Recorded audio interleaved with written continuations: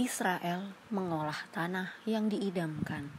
Pembacaan dari kitab Bilangan bab 13 ayat 1 sampai dengan ayat 2a, dilanjutkan ayat 25 sampai dengan ayat 33. Kemudian dilanjutkan bab 14 ayat 1 sampai dengan ayat 35.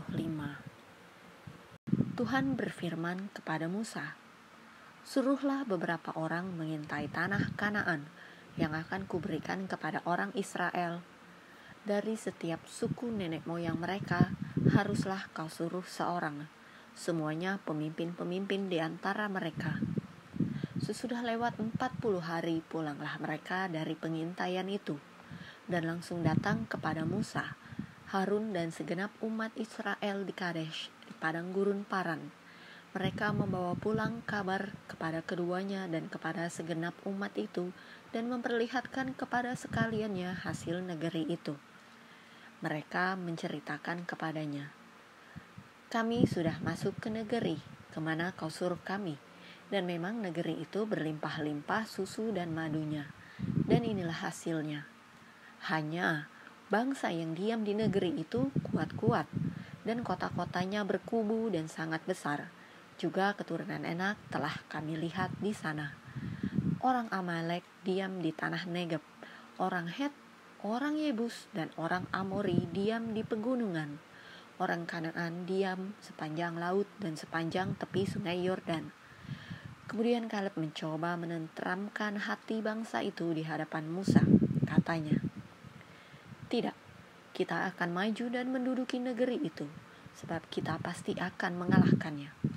Tetapi orang-orang yang pergi ke sana bersama-sama dengan dia berkata, 'Kita tidak dapat maju menyerang bangsa itu, karena mereka lebih kuat daripada kita.' Juga mereka menyampaikan kepada orang Israel kabar busuk tentang negeri yang diintai mereka dengan berkata, 'Negeri yang telah kami lalui untuk diintai adalah suatu negeri yang memakan penduduknya, dan semua orang yang kami lihat di sana adalah orang-orang yang tinggi-tinggi perawakannya. Juga kami lihat di sana orang-orang raksasa, orang Enak yang berasal dari orang-orang raksasa, dan kami lihat diri kami seperti belalang, dan demikian juga mereka terhadap kami.' Lalu segenap umat itu mengeluarkan suara nyaring, dan bangsa itu menangis pada malam itu. Bersungut-sungutlah semua orang Israel kepada Musa dan Harun, dan segenap umat itu berkata kepada mereka, 'Sekiranya kami mati di tanah Mesir atau di padang gurun ini. Mengapakah Tuhan membawa kami ke negeri ini, supaya kami tewas oleh pedang, dan istri serta anak-anak kami menjadi tawanan? Bukankah lebih baik kami pulang ke Mesir?' Dan mereka berkata seorang kepada yang lain, 'Baiklah, kita mengangkat seorang pemimpin, lalu pulang ke Mesir.' Lalu sujudlah Musa dan Harun di depan mata seluruh jemaah Israel yang berkumpul di situ. Tetapi Yosua bin Nun dan Kaleb bin Yefune, yang termasuk orang-orang yang telah mengintai negeri itu, mengoyakkan pakaiannya dan berkata kepada segenap umat Israel, 'Negeri yang kami lalui untuk diintai itu adalah luar biasa baiknya.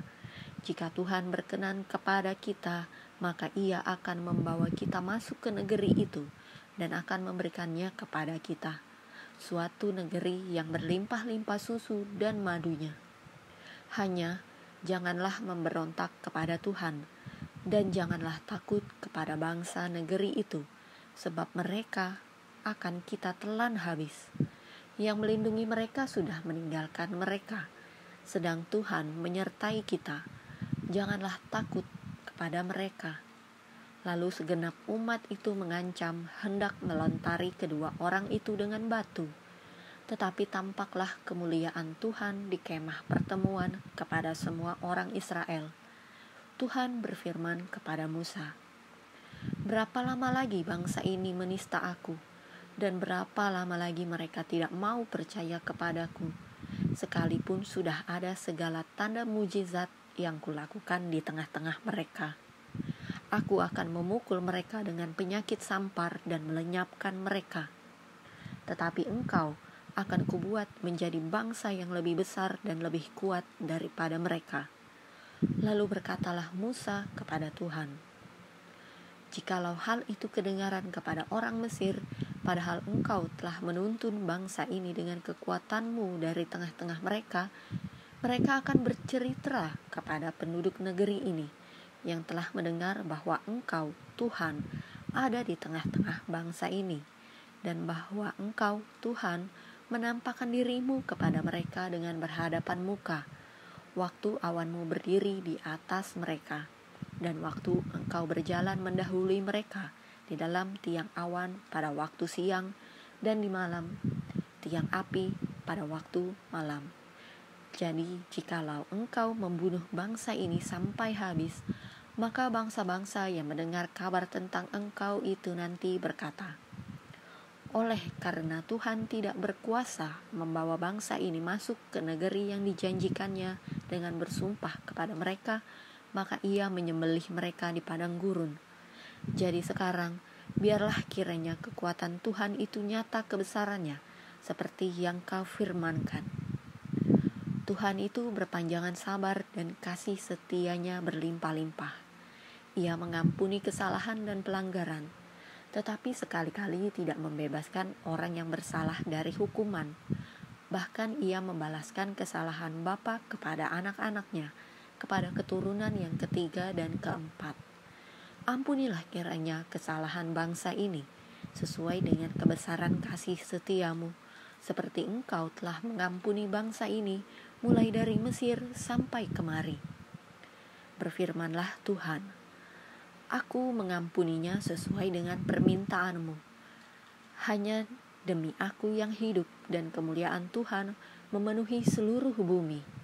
Semua orang yang telah melihat kemuliaanku dan tanda-tanda mujizat yang kuperbuat di Mesir dan di padang gurun, namun telah 10 kali mencobai aku dan tidak mau mendengarkan suaraku, pastilah tidak akan melihat negeri yang kujanjikan dengan bersumpah kepada nenek moyang mereka. Semua yang menista aku ini tidak akan melihatnya. Tetapi hambaku Kaleb, karena lain jiwa yang ada padanya, dan ia mengikut aku dengan sepenuhnya, akan kubawa masuk ke negeri yang telah dimasukinya itu, dan keturunannya akan memilikinya. Orang Amalek dan orang Kanaan diam di lembah. Sebab itu berpalinglah besok, dan berangkatlah ke padang gurun, ke arah laut Teberau. Lagi berfirmanlah Tuhan kepada Musa dan Harun, berapa lama lagi umat yang jahat ini akan bersungut-sungut kepadaku? Segala sesuatu yang disungut-sungutkan orang Israel kepadaku telah kudengar. Katakanlah kepada mereka, demi aku yang hidup, demikianlah firman Tuhan, bahwasanya seperti yang kamu katakan di hadapanku, demikianlah akan kulakukan kepadamu.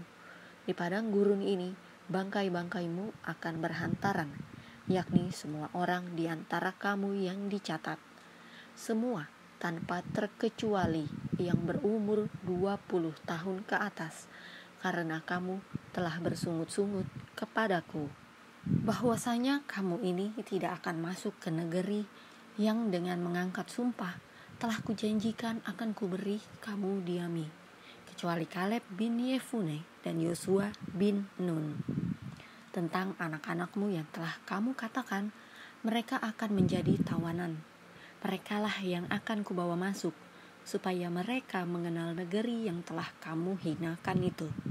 Tetapi mengenai kamu, bangkai-bangkaimu akan berhantaran di padang gurun ini, dan anak-anakmu akan mengembara sebagai penggembala di padang gurun 40 tahun lamanya, dan akan menanggung akibat ketidaksetiaan sampai bangkai-bangkaimu habis di padang gurun, sesuai dengan jumlah hari yang kamu mengintai negeri ini, yakni 40 hari. 1 hari dihitung 1 tahun, jadi 40 tahun lamanya kamu harus menanggung akibat kesalahanmu, supaya kamu tahu rasanya jika aku berbalik daripadamu.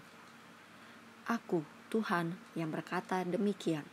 Sesungguhnya aku akan melakukan semuanya itu kepada segenap umat yang jahat ini yang telah bersepakat melawan aku, Di padang gurun ini mereka akan habis, dan disinilah mereka akan mati. Demikianlah sabda Tuhan.